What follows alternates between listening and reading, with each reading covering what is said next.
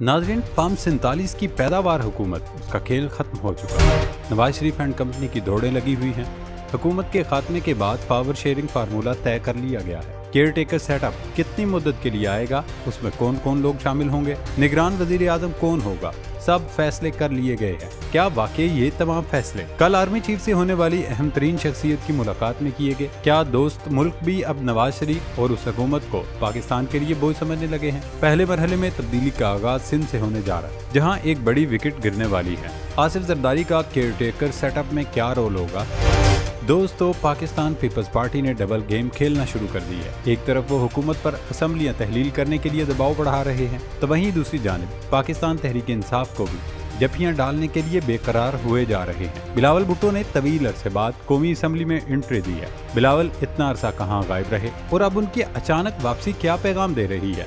इन तमाम सवालों पर इस वीडियो में तफसीली डिस्कशन करेंगे। दोस्तों, तब्दीली की हवा सिंध से चल पड़ी है। पहले मरहले में गवर्नर सिंध की छुट्टी कराई जा रही है। इस मामले में हैरान कुन किरदार पाकिस्तान पीपल्स पार्टी अदा कर रही है। दरअसल सूरत हाल कुछ यूं है कि पिछले कई दिनों से गवर्नर सिंध कामरान टेसूरी की छुट्टी की अफवाहें गर्दिश कर रही थी, लेकिन MQM की जानिब से धमकी दी गई थी कि गवर्नर का ओहदा हमारे पास रहेगा, वरना हम हुकूमत से अपनी सपोर्ट वापस ले लेंगे।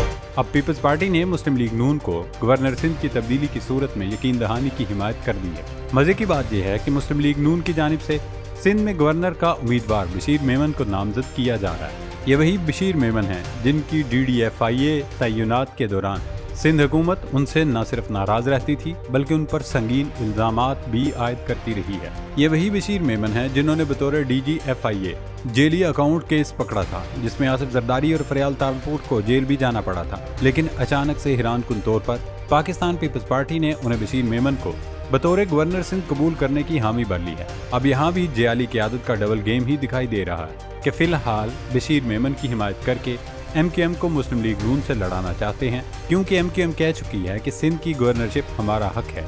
अगर हमें गवर्नरी ना मिली तो फिर हम हुकूमत की हिमायत नहीं करेंगे।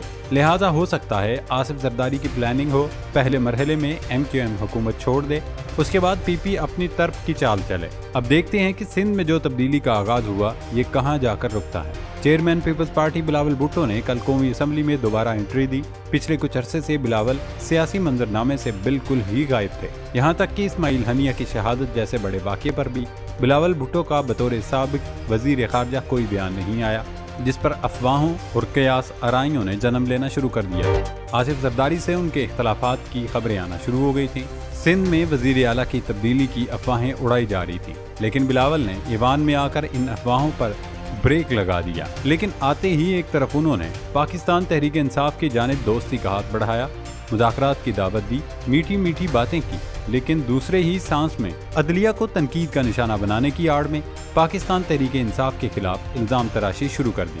पीपल्स पार्टी इस वक्त दो कश्तियों की सवारी करने में मसरूफ है। दरअसल आसिफ जरदारी जानते हैं कि आने वाला दौर पाकिस्तान तहरीक इंसाफ का है और ये हुकूमत तो बस आज गई कि कल गई। लिहाजा उनकी कोशिश है कि जितने भी दिन बचे हैं इसमें इक़्तिदार भी इंजॉय किया जाए और तहरीक इंसाफ से भी मरासम आगे बढ़ाए जाएं, ताकि जब PTI इक़्तिदार में आए तो ये अपना हिस्सा वसूल कर सकें। बिलावल भुट्टो ने मखसूस नशिस्तों के केस के फैसले पर तनकीद करते हुए अदलिया को सियासी बहरान का जिम्मेदार करार दे दिया। उन्होंने कहा, एक इदारा पार्लियामान में बार बार मुदाखलत करता है। इस इदारे ने सियासत में चाय की प्याली के तूफान को एक बड़े बहरान में तब्दील कर दिया है। ये crisis of judiciary by the judiciary for the judiciary है। सुप्रीम कोर्ट ने मखसूस नशिस्तों के केस में वो दे दिया जो मांगा ही नहीं गया था। सीटें टाफियों की तरह बांट दी गईं। 13 जनवरी के इंतखाबी निशान के फैसले ने एक मरी हुई जमात को जिंदा करके सियासी फायदा पहुंचाया। पूरी दुनिया में पाकिस्तान की अदलिया के मुकाबले की कोई अदलिया नहीं। ये डैम भी बना सकती है, समोसों और टमाटरों की कीमत भी मुकर्रर कर सकती है। सिर्फ बिलावल भुट्टो ही नहीं, फार्म 47 की पैदावार हुकूमत के हर रुकन को अदलिया के फैसले से पेट में मरोड़ उठ रहे हैं। उन्हें जस्टिस कयूम जैसे जज सूट करते हैं जो उनकी मर्जी के फैसले दें, बल्कि जिन्हें ये साजिशी टोला फ़ोन पर फैसले लिखवा सके।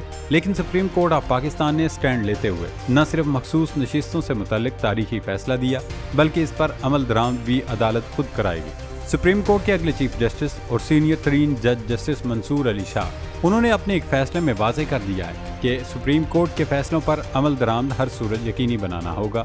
यानी कि अदालत ने साफ लफ्ज़ों में बता दिया कि हम अपने फैसले की खिलाफ वर्जी नहीं होने देंगे। جب ایک فیصلہ دیا ہے تو اس پر پہرا بھی دیں گے اور عمل درآمد بھی کرائیں گے۔ ویسے بھی جب رجیم چینج کے لیے چھٹی کے روز اور رات کے 12 بجے عدالت کھل سکتی ہے تو پھر سپریم کورٹ اپنے فیصلوں کی خلاف ورزی کرنے والوں پر آرٹیکل 6 بھی یقینی طور پر لگا سکتی ہے۔ جسٹس منصور علی شاہ کی سربراہی میں سپریم کورٹ کے 3 رکنی بینچ نے نیشنل بینک کے 11,000 پینشنرز سے متعلق عدالتی کارروائی کا حکم نامی جاری کیا، جس میں کہا گیا کہ انفرادی شخصیات یا اداروں کے پاس عدالتی فیصلے پر عمل درآمد کے سوا کوئی چارہ نہیں۔ حکم نامے میں سپریم کورٹ کے معزز جج صاحبان نے صاف لفظوں میں لکھ دیا کہ عدالت کے فیصلوں پر عمل درآمد ہر صورت یقینی بنانا ہوگا۔ فیصلوں کو نظر انداز کرنا یا عمل درآمد میں تاخیر آئینی ڈھانچے کو چیلنج کرنے کے مترادف ہے۔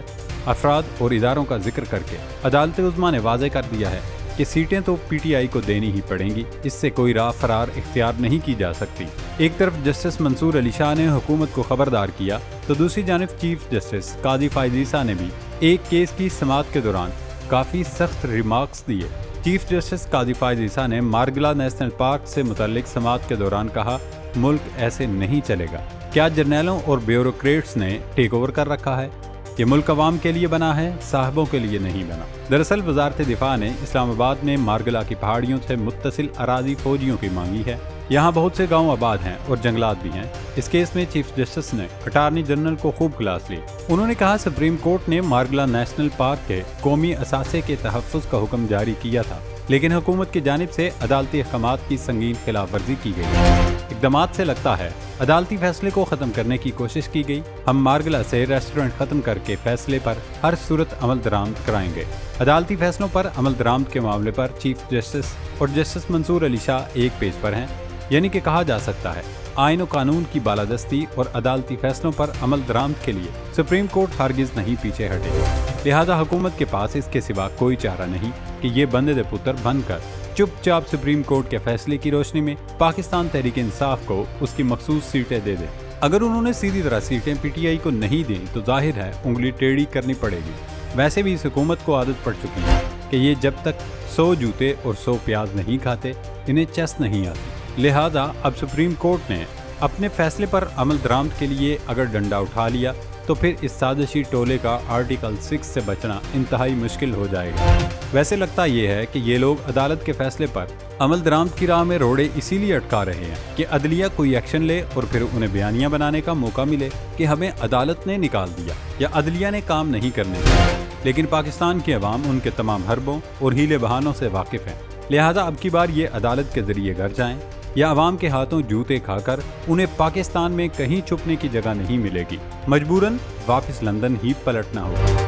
ویسے حکمرانوں کو شیخ حسینہ واجد کے انجام سے سبق سیکھنا چاہیے کہ جب ملک کے عوام آپ کے خلاف ہو جائیں تو کوئی ملک سیاسی پناہ دیتے ہوئے بھی 1000 بار سوچتا ہے۔ اب بھارت نے حسینہ واجد کو رکھا ہوا ضرور ہے، لیکن وہ وہاں ایک طرح سے نظر بند ہے۔ ان کی سیکیورٹی کا یہ عالم ہے کہ حسینہ واجد دہلی میں موجود اپنی بیٹی سے بھی ملاقات نہیں کر سکتے۔ دوستو چلتے چلتے ایک اور خبر آپ کو دیں کہ کل دراصل army chief general Syed Asim Munir سے امام مسجد نبوی صلی اللہ علیہ وسلم ڈاکٹر صالح بن محمد البدیر نے ملاقات کی۔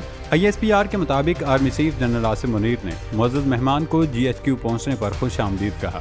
آرمی چیف نے امام مسجد نبوی کے دورہ پاکستان کو پاکستانی عوام کے لیے اعزاز قرار دیا، جبکہ امام ڈاکٹر صالح البدیر کا کہنا تھا پاکستان کا مسلم دنیا میں اہم مقام ہے، پاکستان خطے میں امن اور استحکام کے لیے اہم کردار ادا کر رہا ہے۔ پاک سعودی تعلقات پر اطمینان کا اظہار کیا گیا۔ اب ہوا یہ کہ اس ملاقات کے بعد سوشل میڈیا پر طوفان اٹھایا گیا اور خبریں پھیلائی گئی کہ آرمی چیف دراصل سعودی حکومت کا اہم ترین پیغام لے کر پاکستان آئے ہیں، اسی لیے انہوں نے آرمی چیف سے ملاقات کی اور اب سعودی عرب بھی آل شریف کی حمایت سے پیچھے ہٹ چکا ہے۔